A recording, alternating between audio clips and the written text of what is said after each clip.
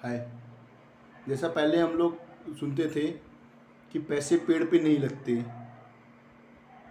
और फिर हम लोग भी जब नौकरी में आए या लोग नौकरी करने लगे तब लोगों को समझ में आया सही में पैसे पेड़ पे नहीं लगते, मेहनत लगती है।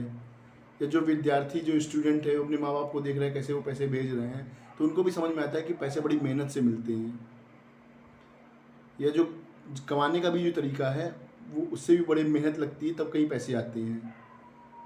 लेकिन होता क्या है, पैसे तो हम कमा लेते हैं किसी तरह मेहनत करके, लेकिन हम उसको खर्च किस पे करते हैं, बहुत सी अनावश्यक चीज़ों पे खर्च कर देते हैं,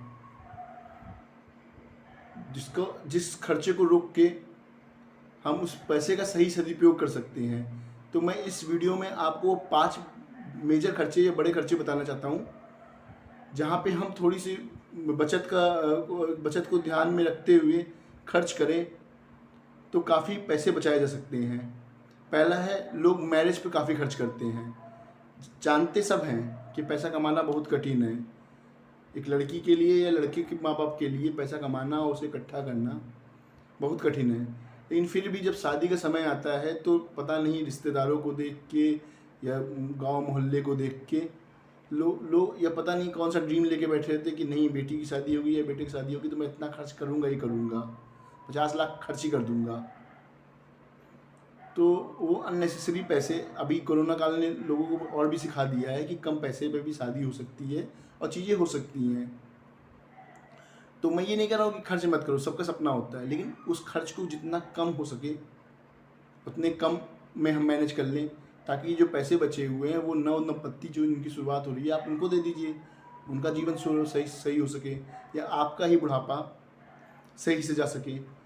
दूसरा खर्च है बड़ा घर बनवाना, कि भाई दूसरा सपना लोगों का, जैसे रोटी कपड़ा मकान वाला जो सिस्टम है ना, उसमें जो मकान है लोग चाहते हैं बहुत बड़ा मकान बने, आलीशान टाइप का, इंटीरियर ऐसा हो वैसा हो।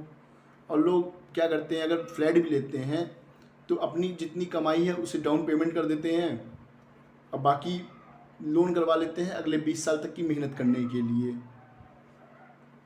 और इसी तरह करते हैं। तो अगर वहाँ पे भी अननेसेसरी जो खर्चे हैं उसको संभाल के पैसे बचाए जाएं तो आपके भविष्य में काम आ सकती हैं।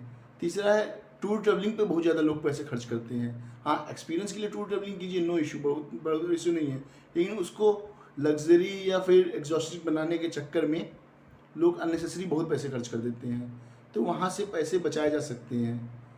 चौथा है, ब्रांडेड कपड़े खरीदने के, या तो फिर लड़कियों या औरतों में मार्केटिंग का बड़ा शौक़ रहता है। जहाँ भी अगर पति से भी लड़ाई भी हो गई तो भी उनको मनाने के लिए मार्केट ले जाना पड़ता है, या उनके सर में भी दर्द हो रहा है तो वहाँ मार्केट में जाके ही सर दर्द ख़त्म होता है। तो अननेसेसरी फिजूल के इतने खर्च हो जाते हैं, या बच्चा इमोशनल खर्च इतने हो जाते हैं कि आपको मन नहीं है लेकिन देखा बच्चा रो रहा है, या फिर कहीं किसी की शादी होती है तो उसमें आप जा रहे हो, भाई आपको बुलाया गया है, तो 20-20 हज़ार का लोग सूट ले लेते हैं, साड़ियाँ ले लेते हैं। तो ये इन अननेसेसरी खर्च को आप एक दिन के लिए 20 हज़ार क्यों लगा रहे हैं या 30 हज़ार क्यों लगा रहे हैं? आप चाहो तो रेंट पे ले लो उस चीज़ को, 5 हज़ार में मिल जाएगा, या कम पैसे में मतलब पैसे आप बचा सकते हो। मतलब कहने का मतलब ये है कि आप यहाँ से भी पैसे बचा सकते हो। पाँचवा है कि लोग जो है ना शो ऑफ के चक्कर में बड़ा रहते हैं कि अगर सामने वाले ने मकान इतना बड़ा बनाया तो मैं भी बनाऊंगा, या इतनी बड़ी उसने गाड़ी ला के रख दी है तो मैं भी अपनी गाड़ी इतनी बड़ी रखूँगा।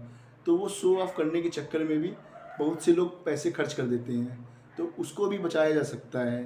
तो ये 5 मेजर खर्च जो मैंने बताए हैं, अगर उस पर रोक लगाई जाए तो ये कह सकते हैं हम कि जितनी बड़ी इनकम है और उतना ही बड़ा आपका खर्च है, तो आपका जीवन आसानी से चलता रहेगा। और मैं ये भी कहूँगा कि इसके अलावा भी जहाँ भी मौका मिले आप सही तरीके से ईमानदारी से पैसे कमा सकते हैं तो ज़रूर कमाइए। Okay, bye.